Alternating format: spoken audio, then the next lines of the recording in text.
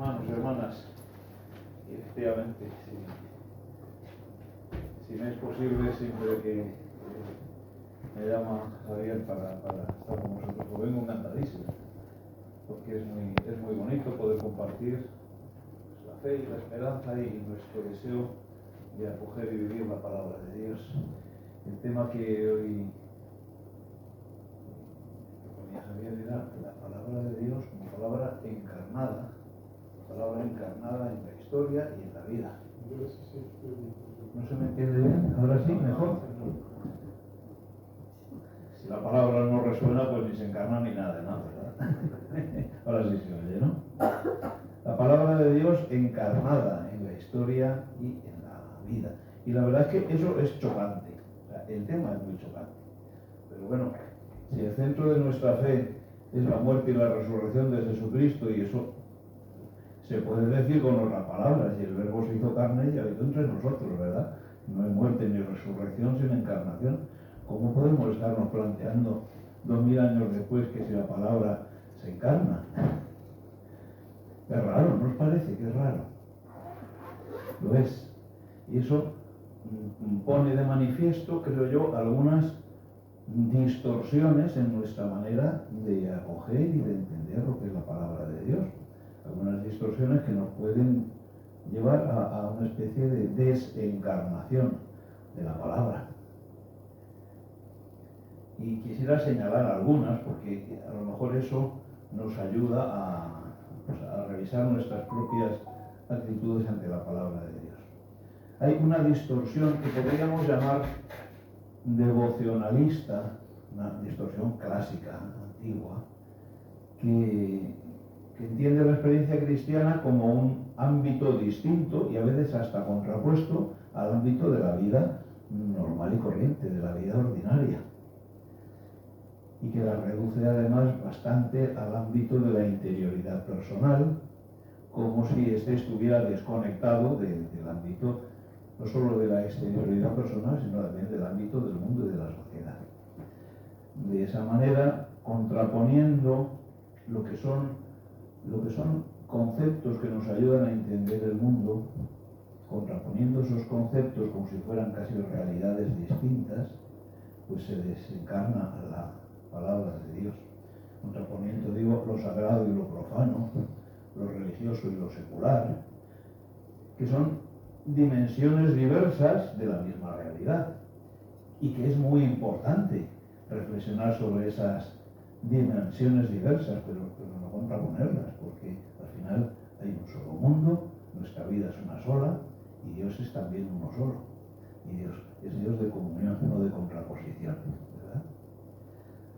Otra distorsión que yo creo que ha tenido mucho influjo y quizá lo sigue teniendo, sobre todo en la formación bíblica, en la manera de acercarnos a leer la Biblia, yo le llamaría una distorsión racionalista, que ha tenido, sabemos, un influjo enorme en la forma de estudiar académicamente la Escritura durante muchos años. Yo creo que afortunadamente vamos superando esa distorsión. Reduce el texto a aquellos elementos de su esquema mental, aquello que desde la mentalidad racionalista es asequible a la mente humana. Entonces, aquello que no encaja en ese esquema estrechamente racional, bueno, pues habrá que reducirlo a racionalidad. Bueno, esta mentalidad ha tenido un influjo enorme en la exégesis y en la teología, ¿verdad? Bueno, y eso de la resurrección de Jesús, no, ¿cómo va a resucitar? O sea, que el cuerpo se puso otra vez de pie y salió por la puerta, toc, toc, hablan que quiero salir. Hombre, eso es un cuento de niños. No, bueno, la resurrección de Jesús es la continuación de lo que él pretendía traer a la tierra, la continuación en la obra de sus discípulos, vamos, que no ha resucitado. ¿Qué sé yo? La multiplicación de los panes y los peces. ¿Cómo se va a multiplicar el pan y los peces? Es una manera de hablar para decir que había por allí un chiquillo que tenía unos panes, los sacó, y entonces, gracias a la predicación de Jesús, todos se sintieron generosos y empezaron a sacar panes y peces. Resulta que venían todos del súper. Y entonces no hay un signo de la presencia de Dios en medio de los hombres, hay una llamada a compartir lo que tenemos, ejemplos. De esta manera la palabra efectivamente se desencarna. Este micrófono debería tener por ahí una esponjita, que a lo mejor está caído por algún lado, porque parece que hablar junto a él hace muchos ruidos, ¿no? Si no os molestan, pues bueno. ¿Entendéis? Son maneras de desencarnar. En el primer caso de una manera que podríamos llamar espiritualista, en este caso de una manera que podríamos llamar intelectualista, pero al final la palabra no está en la realidad de la vida. No está en la realidad de la vida. Otras distorsiones, pues hombre, una distorsión revolucionaria, derivada de la anterior, que reduce la palabra de Dios a sus implicaciones sociopolíticas y que con frecuencia termina identificando esas implicaciones sociopolíticas de la palabra de Dios con las de la ideología más vigente en el momento. Y de esto pues hemos tenido y seguimos teniendo numerosísimos ejemplos, ¿verdad? Entonces la palabra de Dios deja de ser ella misma y de estar encarnada en nuestra realidad, sino que se convierte en motivo para transformar la realidad. Entraríamos así en otra dimensión que está muy presente. Está muy presente. Reducir la palabra de Dios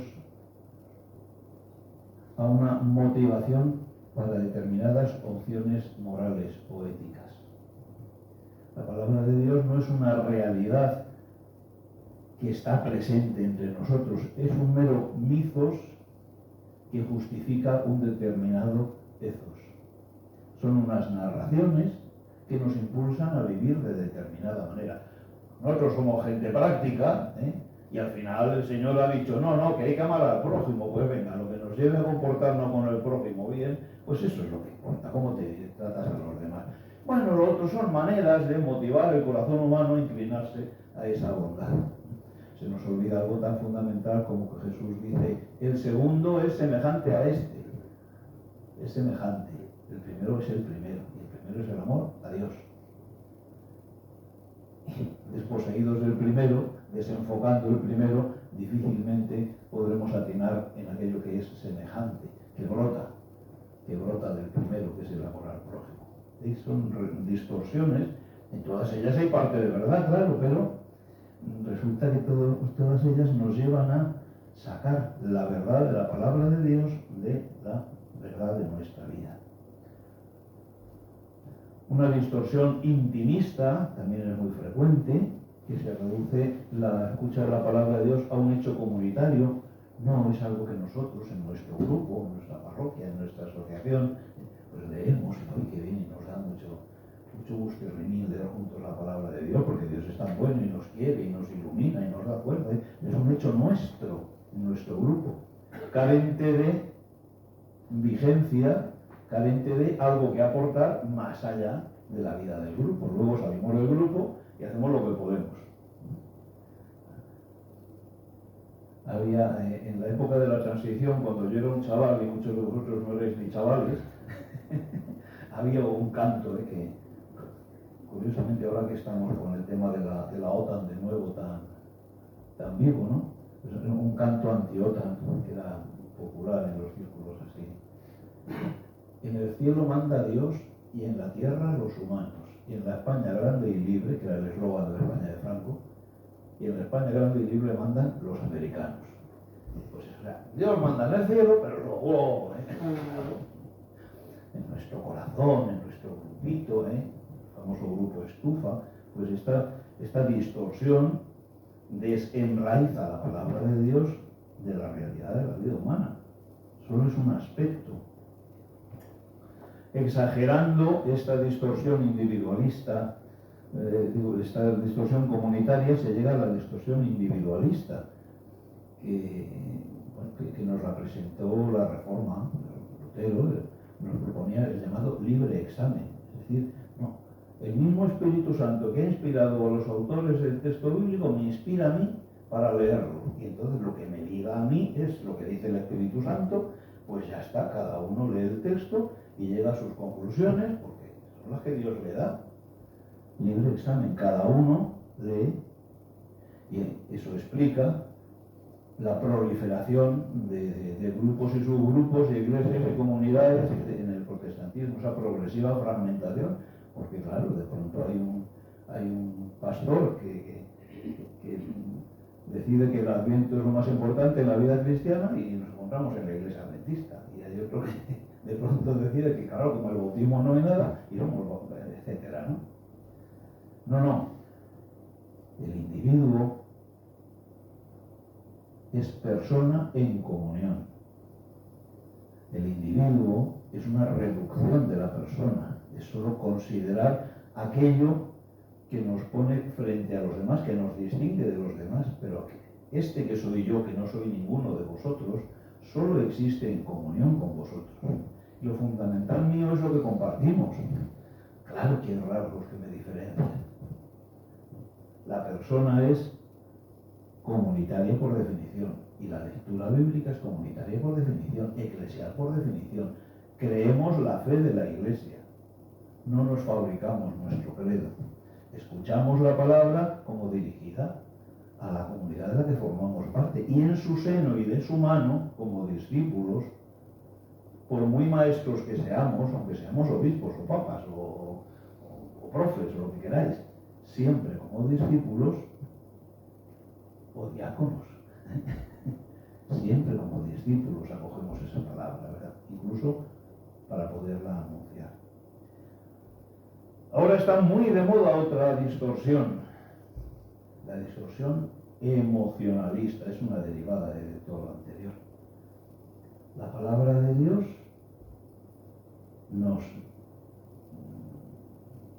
nos provoca unos sentimientos intensos, la acogemos en momentos de una experiencia maravillosa, ya no buscamos en ella ni siquiera ideas o propuestas de acción, sino tan solo sentimientos intensos, emociones. Y esto está, que os voy a contar, está tremendamente a la orden del día. Como todas las demás distorsiones, tiene una parte de verdad, pero puede terminar alejándonos en el fondo de la verdad de la palabra. Podríamos sintetizar todas estas distorsiones al hablar de una distorsión antropocéntrica de la palabra de Dios. Es decir, en todas ellas escuchamos la palabra de Dios desinteresándonos de Dios mismo y poniéndola al servicio de nuestras necesidades, sensibilidades, prioridades, situaciones. El centro somos nosotros. El centro somos nosotros. Y no se puede escuchar a la palabra de Dios sin estar buscando a Dios. Entonces lo que hacemos con enorme frecuencia es terminar proyectándonos nosotros mismos sobre esa palabra que queremos poner a nuestro servicio.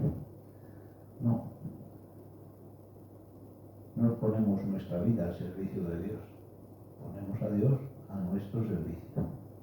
Usamos a Dios de camarero. Niño, una caña y una patata fritas. Y aquí viene el Señor con la bandeja a traernos, porque mi hijo fue la oposición, que a mí me salgan bien las pruebas médicas, que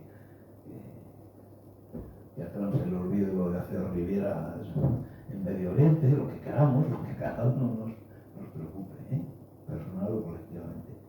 Para entender que la palabra de Dios se encarna, hay que entender que es palabra suya, que es Él hablándonos. Y ha de estar el foco del que acoge, del que lee, del que escucha, ha de estar puesto en Él. De esa manera, claro que tendrá repercusiones en todas las dimensiones personales y sociales de nuestra existencia, pero son las repercusiones de que Dios se haga presente en ellas, que Dios se encarne.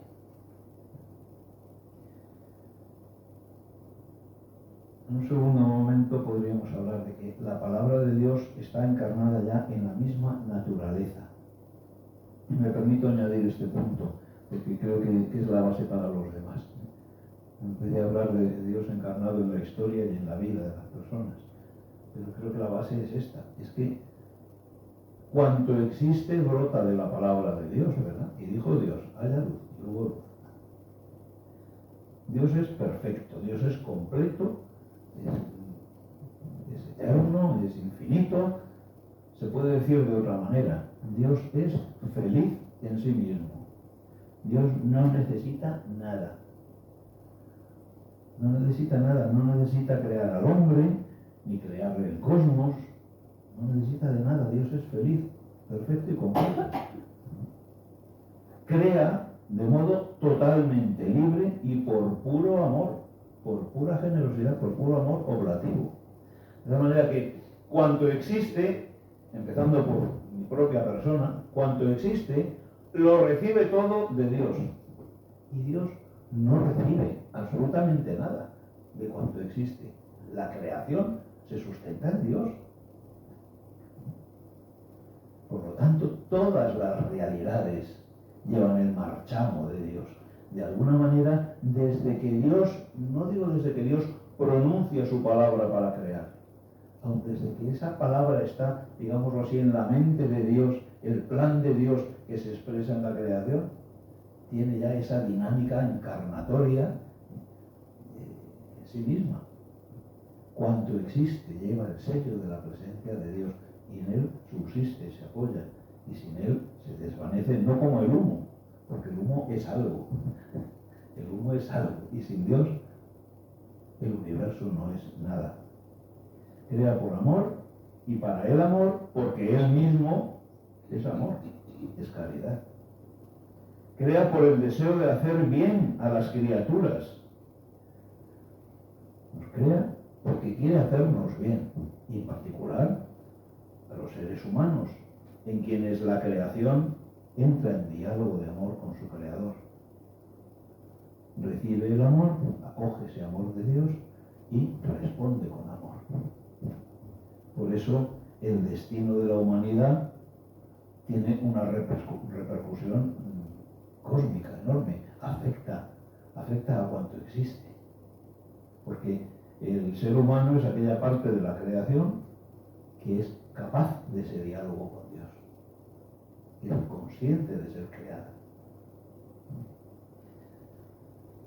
Dios crea por el deseo de hacer bien a las criaturas y por eso la creación se realiza por medio de la palabra. Porque la palabra de Dios es llamada a la existencia.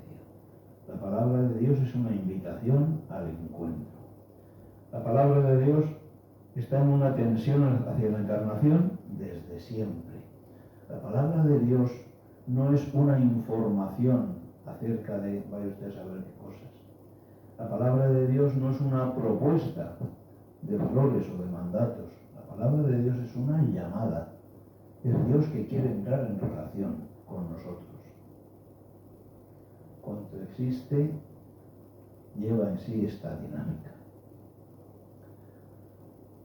Se entiende entonces que la palabra de Dios se encarne en la historia de los hombres. Claro.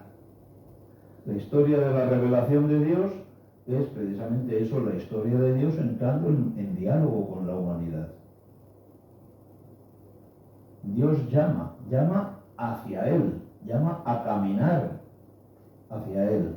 Sal de tu tierra y de la casa de tu padre y vete a la tierra que yo te mostraré, dice Abraham en los comienzos de ese diálogo.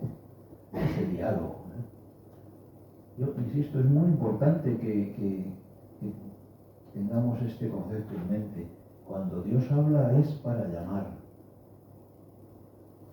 No es para informar ni es para legislar. Y lo que Él nos dice y lo que Él nos propone, lo dice el Concilio Vaticano II, ¿verdad?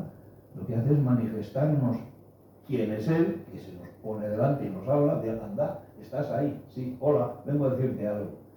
¿Quién es Él y cuál es su propuesta? ¿A qué nos llama? ¿Cuál es su plan de salvación para los hombres? Entonces, leamos siempre la palabra de Dios desde esa clave, ¿verdad? Dios genera un proceso de desinstalación humana, llamándonos a salir de la casa del Padre y a ponernos en camino. Genera un proceso de movimiento, nos lleva más allá. Siendo Él el trascendente, nos lleva más allá de nosotros mismos, nos lleva hacia Él. Y de esa manera su palabra, su llamada, es el motor de la historia humana. El concepto mismo de historia, lo sabemos, brota de esta llamada de Dios, que nos saca de la sumisión a las realidades del mundo, ¿no? De la sumisión al eterno retorno, al ciclo natural, y nos sitúa en la perspectiva de que hay un punto de salida, hay una meta, y nosotros somos peregrinos, vamos hacia Él. Lo que hoy llamamos progreso no se entiende sin esta historia de la revelación de Dios. Y al prescindir de su referencia a Dios, el progreso se vacía de esa virtualidad humanizadora que tiene, quedando demasiado a menudo en una mera fraseología que termina sometiéndonos a nuevos dioses, diosecillos, pseudodioses, que no son más que ídolos, proyectos, propuestas, realidades, revestidos, eso sí, de palabras biensonantes, de programas aparentemente movilizadores, pero que en el fondo están al servicio de oscuros intereses y son controlados por dictadores tiránicos, aunque sea con guante blanco, porque en nuestro día ningún dictador saca los tanques a la calle, eso no viste. Pero tú puedes pasarte la vida convocando elecciones y seguir gobernando aunque las pierdas. No quiero señalar a nadie, ¿verdad? Claro. ¿Hemos de renunciar entonces al concepto de progreso? No, hemos de reconocer que ese progreso se produce por esa interacción entre el Dios que llama y el pueblo que responde a la llamada. Interrumpiendo ese diálogo, el progreso vuelve a centrarse en sí mismo, vuelve a ser un eterno retorno. Y nos cogemos en nuestra salsa, en nuestra tinta como los calamares. Terminamos negros. El Antiguo Testamento entero es testimonio de cómo esta palabra, que entra en diálogo con los hombres, genera historia. No, la palabra de Dios y la revelación de Dios a los hombres no es un aspecto de la historia humana, es el motor de la historia humana. No se trata de una lectura religiosa de los hechos de la historia, que puede ser opcional. Bueno, algunos tienen una perspectiva religiosa, otros no tienen esa perspectiva, pero bueno, lo importante es que compartamos el camino. No, es que el camino, si le quitas el motor, el camino desaparece, dejas de caminar. Dios va conduciendo a la humanidad siempre más allá de sí misma, la va haciendo crecer, la va humanizando, la va haciendo más cercana a aquella idea primera que Dios tenía al crear. La historia humana es el desarrollo de la idea creacional de Dios. Es verdad que, por una parte, al irse desarrollando, pues tiene etapas de mayor perfección y por lo tanto tiene etapas de mayor imperfección previas, porque hay un avance. Es verdad también que no es simplemente el desarrollo lineal del plan de Dios, porque de por medio está la libertad del hombre en su respuesta y por lo tanto también la posibilidad dramática del pecado, cuyas consecuencias advertimos, pues no solamente iba a decir desde que abrimos los ojos por la mañana y antes porque influye en nuestros sueños. Claro, sabemos con realismo que esto es así, pero con todo y aun contando con esa dramaticidad del camino, la historia humana es el desarrollo de ese plan de Dios. Así nos va convirtiendo en más hombres, nos va humanizando por medio de ese diálogo con Dios a lo largo de la historia. Se va realizando ese encuentro con Dios que nos hace plenos y que en la Biblia tiene una categoría central, la categoría de la alianza. La categoría de la alianza. Recordad de un plumazo la historia bíblica, ¿no? Dios hace alianza con un pueblo, le va llevando siempre hasta el límite de lo que el pueblo es capaz de entender y de acoger y medio pasito más allá. Entonces uno lee pasajes del Antiguo Testamento, esta misma mañana, el Salmo del oficio de lectura, pues presenta una visión de Dios durísima, castigadora. Dios les saca de allá, pero luego les son infieles y entonces los machaca pero entonces se arrepiente de machacarlos y... Bueno, pues es hasta donde el pueblo en ese momento era capaz de entender este misterio de la relación con Dios, desde categorías ciertamente, pues eso, autoritarias y hasta sanguinarias. Pero en esa estrechez mental se está apuntando la conciencia de que Dios lo que quiere no es la destrucción del pueblo, lo que quiere es sacarnos de ella. Y que la destrucción es consecuencia de nuestra falta de respuesta a Dios, no es algo que Dios busca para nosotros, expresado en un lenguaje pues ciertamente tosco, primitivo, pero revelado, porque toda la historia bíblica se realiza en la historia también de cada uno de nosotros. Y yo, con lo viejo que soy ya, tosquedades y primitivismos tengo unos cuantos. Claro. De este modo nos hace intuir que la meta, que Dios mismo, es infinito, es inabarcable. Y nos va capacitando al pueblo de Dios y a cada uno de nosotros para dar siempre nuevos pasos, para entrar en una etapa posterior. Recordad, los patriarcas, las tribus que van a Egipto, las tribus que salen de Egipto, el éxodo, la alianza, los 40 años por el desierto, la llegada a la tierra, la conquista de la tierra, los jueces. Queremos ser un pueblo como los demás, ahí tenéis monarquía. Las historias de la monarquía, la ciudad de Jerusalén, la ciudad santa, el templo, maravilla, ya está Dios aquí con nosotros, la nube, los sacrificios, todo arreglado. No está nada arreglado, está todo patas arriba. Y vienen los asirios y vienen los babilonios y el destierro y es el desastre absoluto y se acaba todo. No, señor, porque hay una vuelta y hay una apertura posterior a la humanidad entera por medio de contacto con el helenismo y luego con el Imperio Romano y Dios va llevando adelante la historia en ese pueblo. Y muy importante, la historia para nosotros es un concepto genérico.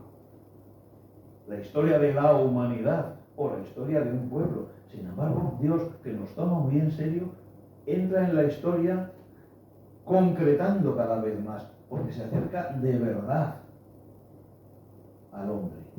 El hombre es cada hombre. Hemos dicho que no es un individuo, es una persona, tiene una dimensión esencial, constitutiva, comunitaria, pero desde luego es cada hombre.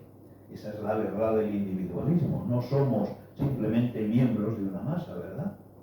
Y Dios va concretando.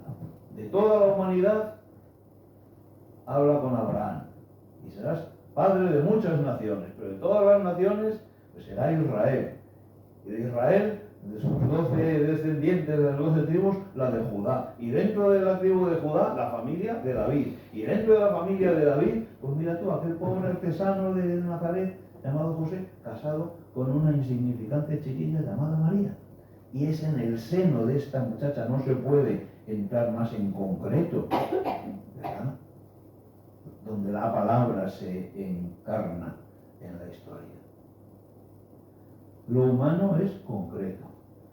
Las ideas, las abstracciones, los planteamientos ayudan a comprender y a orientar la acción, pero tantas veces también nos llevan a vivir de generalidades. Lo humano siempre es concreto. No existe el diaconado, existen los diáconos y los candidatos a diáconos y sus familias y sus parroquias. Eso es lo que existe. Y cada uno, si os pusierais a contar, pues tiene un recorrido, una historia, claro. Y ahí es donde se encarna Dios. Entonces, la dimensión comunitaria, pública y aún social no existe. Claro que existe. Porque resulta que encarnándose de verdad en un hombre concreto, un tal Jesús, nacido en Nazaret, que resulta que es el Mesías, el enviado por Dios, que resulta que es el Hijo de Dios, que es la palabra misma de Dios, que entrega su vida por vosotros y por los muchos para el perdón de los pecados, que es el Salvador de todos. entrando de verdad en lo concretamente humano, se transforma la realidad para todos los hombres, pero para todos los hombres en concreto. No son ideas, no son valores, no son cosmovisiones. Es cada vida, la que entrando en contacto con este hombre concreto, Jesús de Nazaret, con esta palabra encarnada, cada vida está llamada a transformarse, de manera que se pueda realizar en cada vida ese plan originario de Dios al crear. Se pueda realizar en cada vida esa plenitud del amor de Dios.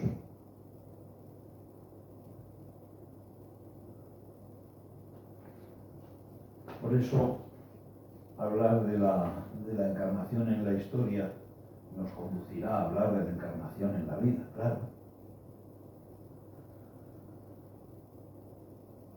Encarnación de la palabra de Dios en la vida de las personas concretas. Dios habla llamando, ya lo hemos dicho, habla para llamar. Su llamada corresponde, a su llamada corresponde la respuesta de cada uno. Hace como un mes y pico, 2 meses, ya no recuerdo bien, se celebraba en la Casa de Campo el Congreso de Vocaciones, convocado por la Conferencia Episcopal, que muy acertadamente subrayaba este punto. Toda vida es vocación. No es que algunos tengan vocación a cosas especiales. Ay, es que tengo vocación de diácono, ay, es que tengo vocación de cura, ay, es que tengo vocación de monja, ay, es que tengo vocación de misionero, ay, es que tengo vocación de casa. Y los demás, pues los demás ahí están, son el montón, ¿verdad? Y algunos llamados se ponen al servicio del montón que están ahí. Pues no, es que eso no es así. Es que Dios dirige su llamada a todos es decir, a cada uno. Y Dios te ha creado así como eres, alto, bajo, gordo, flaco, feo, guapo, listo, tonto, lo que queráis, con tus características, porque Dios tiene un plan particular, específico para ti. Ciertamente es un plan compartido, ciertamente es un plan que te pone al servicio de los demás, pero es específico. No, yo soy cura. A mí si algo me define, es que soy cura. Y soy hermano de un montón de curas. En el presbiterio somos, gracias a Dios, todavía unos cuantos, y somos totalmente distintos cada uno, y nuestra manera de ser cura es muy personal. Y la vida ministerial de Javier y la mía, pues son muy distintas, y somos igual de curas. Pero naturalmente eso está mediado por una serie de rasgos personales que son queridos por Dios, que no nos crea como clones, no somos ovejitas Dolly. Y entonces toda vida es llamada por Dios, toda persona es llamada por Dios. Y es enormemente importante escuchar esa llamada, descubrirla, optar por ella, decidir responder a esa llamada y luego comprometerme con ella, vivirla hasta el final, porque que sea la llamada propia para mí no significa que sea fácil, porque yo también necesito ser llevado a todo lo que soy capaz y medio pasito más, que me abra un nuevo horizonte y que me lleve todavía más allá y más allá. Todos nosotros, y por lo tanto hay un componente de lucha, hay un componente de esfuerzo, y hay contradicciones, y hay fallos, y hay misericordia, claro que sí, claro que es dramático, pero no escuchar la llamada, no buscarla, una vez conocida la llamada de Dios, no es elegirla, no es que sea dramático, es que es trágico, porque es la frustración de mi vida. Nadie es feliz si no entra en esa dinámica de vivir su vocación. Si no empiezas por descubrirla, si no la eliges, si te pasas la vida deseando ser otro, pues no, feliz no vas a ser. Claro, Dios sí es feliz y por eso quiere que lo seas tú y por eso te llama a Él. Es un proceso parecido al de la metamorfosis, ¿no? O sea, el gusanito pasando por la oruguita, pasando por la etapa de crisálida, necesita llegar a desplegar sus alas. Y ese proceso hay que vivirlo. La salvación, que es siempre personal, pero por eso mismo no es nunca individual. La salvación consiste en esto, en que se realice plenamente en mi vida esa vocación a Dios, esa llamada a la comunión con Él. Y por lo tanto se vive en el seno del pueblo de la alianza, en el seno de la iglesia, en el seno de la familia de los que, uniéndose a Jesucristo, renacen como hijos de Dios. La vida cristiana no es una forma peculiar de concebir el mundo o el misterio de Dios. No es un modo peculiar de darle culto. No es una cosmovisión o una ideología. No es una experiencia ni un sentimiento. La vida cristiana es acoger la llamada de Cristo a seguirle. Ven y sígueme. A caminar hacia Él, hasta que, con palabras de la Escritura, sea Cristo quien vive en mí, no soy yo, es Cristo quien vive en mí, hasta ser una nueva criatura en Cristo, hasta completar en mi cuerpo lo que le falta a su pasión, son expresiones del Nuevo Testamento, ¿verdad? Hasta que Él sea todo en todos. Eso es el cristianismo. Acogemos a la palabra que se ha encarnado para poder entrar en contacto con nosotros, y al acogerla nos lleva adelante. Comienza ese proceso de transformación, de romper el capullo y que salga la mariposa. Todas las dimensiones, tanto axiomáticas o de valores, como conceptuales, rituales, sociopolíticas, emocionales, todas las dimensiones derivan de esa relación con Cristo. Y sin esa relación con Cristo quedan vacías. No me vale tu filosofía, no me vale tu compromiso social, no me vale lo mucho que vibras y lloriqueas de emoción, no me vale la perfección con la que ejecutas los ritos sagrados. Todo eso está vacío, privado de esta vinculación con Jesucristo. Pero con Él y en Él, todo eso nos hacen criatura nueva, nos hacen hombre nuevo. Todo eso nos va transformando en hijos, en el Hijo, porque en esa comunión con Él todo se llena de sentido y de valor, todo desvela su virtualidad humanizadora, salvadora. Es más, nos transformamos en pregoneros de su reino, en simientes de la nueva humanidad transformada en el amor, que ha de habitar los nuevos cielos y la nueva tierra, en los que habita la justicia, por seguir usando expresiones bíblicas. En la vida cristiana se produce, por tanto, un proceso de encarnación en mi persona de esa palabra de Dios. Acoger esa palabra que se ha encarnado en Jesús es acogerla en mi seno también, en cierto sentido, ¿no? Como María, que se encarne también en mi vida. Lo va impregnando todo. Mis criterios, mis formas de actuar, mis compromisos, mis afectos, mi manera de descansar, mi ocio, mis deseos, mis ideas, mis relaciones. Esto lo expresa muy bien el refranero, y yo me paso la vida citando estos dos refranes, el primero de los cuales es un poco grosero, pero ya me disculparéis. Dos que duermen en el mismo colchón se vuelven de la misma condición. ¿Es así?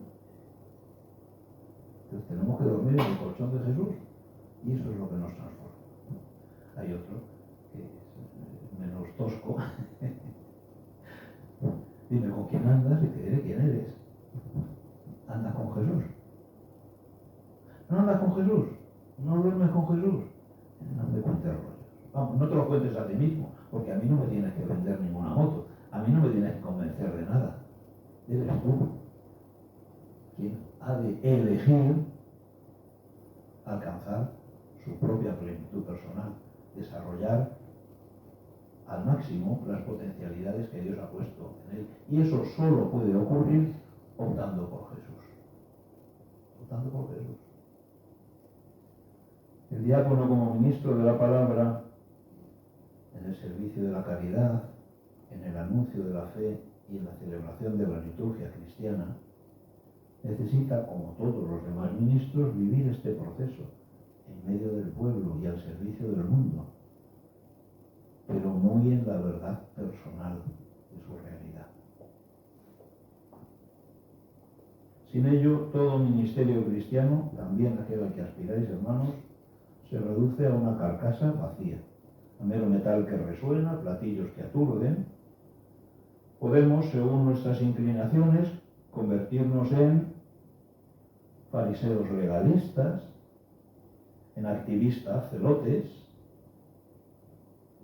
en saduceos ritualistas o en huidizos esenios, según lo que más a cada uno le va, pero estamos llamados a ser presencia viva de Jesús el Mesías, el Hijo, la palabra, el siervo.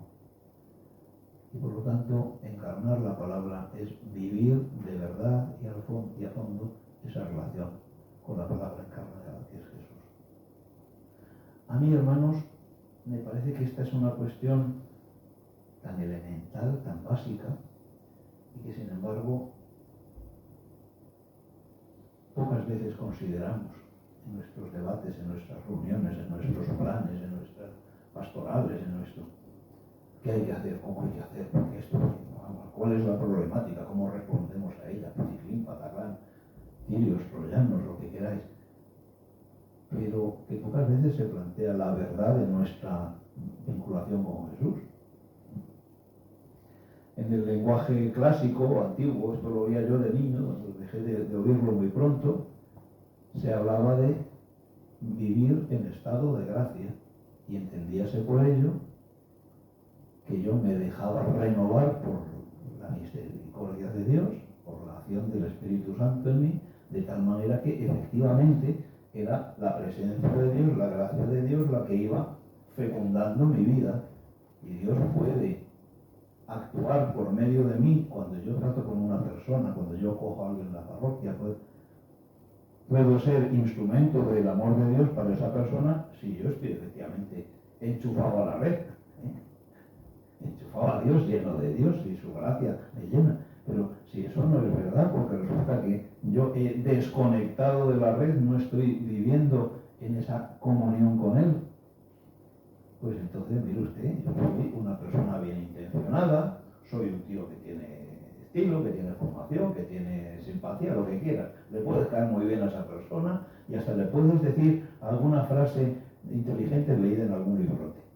Pero no eres instrumento de un Dios que en ese momento es que no está empapando tu vida. Entonces, esta es una cuestión clave de la que Cristo no se habla. Encarnar la palabra en mi vida. En mi vida necesito ser constantemente renovado por ese baño de la misericordia de Dios, y esto más cuaresmal no puede ser. Más cuaresmal no puede ser. Llama mucho la atención en la bula de convocatoria del jubileo, que sin duda conocéis todos, la insistencia que pone el Papa en este punto, la necesidad del sacramento de la reconciliación. No es jubileo, todo lo que queráis, viajad lo que queráis, está muy bien viajar, cruzar naciones, te da conocimientos de otros pueblos, te abre el espíritu, ¿no? Magnífico todo. Pero chicos, no te confías en la de tonterías, no es jubileo. Y es que es así de básico. Y esto, insisto, hace muchas décadas que no aparece en el lenguaje ordinario, me parece a mí. A lo mejor es que no me entero, que tengo mal sintonizada la radio. Y es muy básico. La palabra de Dios ha de estar encarnada en mi vida. Y mi vida necesita ser ampliada constantemente, fecundada constantemente por esa palabra. No puedo vivir en un permanente pacto de ya hablaremos mañana. Y como he oído hablar de ti, pues cuento lo que he oído hablar de ti, pero ya sabéis lo que decía Job, ¿no? Te conocía de oídas, pero ahora te han visto mis ojos. Y esa, vivir en la contemplación. Nos lo decía el domingo pasado también la voz de la nube, ¿verdad? En la contemplación, en la escucha, en la comunión con Cristo, es el punto cardenal de todo. Pues nada, muchas gracias, mucho ánimo. Si quedan unos minutillos y queréis intervenir para preguntar, para llevar la contraria, para complementar, pues